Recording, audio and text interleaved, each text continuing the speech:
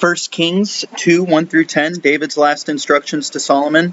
When David's time to die drew near, he charged Solomon his son, saying, I am about to go the way of all the earth. Be strong and show yourself a man, and keep the charge of the Lord your God, walking in his ways and keeping his statutes, his commandments, his ordinances, and his testimonies, as it is written in the law of Moses, that you may prosper in all that you do. And wherever you turn, that the Lord may establish his word which he spoke concerning me, saying, If your sons take heed to their way, to walk before me in faithlessness and with all their heart, and with all their soul, they shall not fail you a man on the throne of Israel. Moreover, you know also what Joab, the son of Zeruiah, did to me, how he dealt with the two commanders of the armies of Israel, Abner, the son of Ner, and Amasa, the son of Jether, whom he murdered, avenging in time of peace blood which had been shed in war, and putting innocent blood upon the girdle about my loins, and upon the sandals of my feet. Act therefore according to your wisdom, but do not let his gray head go down to Sheol in peace, but deal loyally with the sons of Barzillai and the Gileadites, and let them be among those who eat at your table, for with such loyalty they met me when I fled from Absalom your brother, and there is also with you Shimei, the son of Gera, the Benjaminite from Bahurim, who cursed me with a grievous curse on the day when I went to Mahanaim. But when he came down to meet me at the Jordan, I swear to him by the Lord, saying, I will not put you to death with the sword.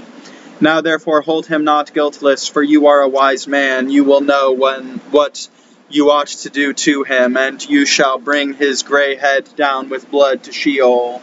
Then David slept with his fathers, and was buried in the city of David. Overview. Joab's punishment is a necessary action to make the kingdom stable and safe from any danger. Ishodad. David's decision to entrust Solomon with the punishment of Joab and Shimei reveals his absolute trust in his son's wisdom, Ephraim. David, like Abel, foreshadows the figure of the Christian who embraces and cleaves to the doctrine of Christ, Ambrose. 2, 5 through 6. Do not let Joab go to Sheol in peace. A necessary punishment, Ishodad of Merv. David orders Solomon to punish Joab not out of viciousness or hatred for him, but because he knew that he was wicked, and that if he had acted with hostility against him, who was a mature man, he would act even worse against a young man, so that the kingdom would become unstable and the house would not be firmly established. Therefore he entrusts his son with the revenge against him who had offended him, in order that after the killing of that evil man by the hand of the new king, he might be feared by everyone, and no revolt might ever occur. 2:9, a wise man. David, confident in Solomon's wisdom, Ephraim the Syrian. After expounding the crimes of Joab and Shimei, David entrusts Solomon with their punishment, but only gives him a few details about the manner and quality of the punishment. You will do, he says, according to your wisdom. It is as if he said, since both Joab and Shimei committed such terrible actions, it is unlawful that they are left unpunished. Therefore solve this matter with the help of your wisdom, so that your equity may catch them in their iniquity.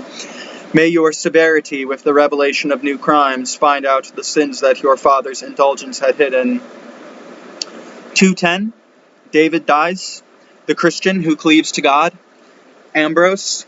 By Abel, we understand the Christian who cleaves to God, as David says, it is good for me to adhere to my God, that is, to attach oneself to heavenly things and to shun the earthly.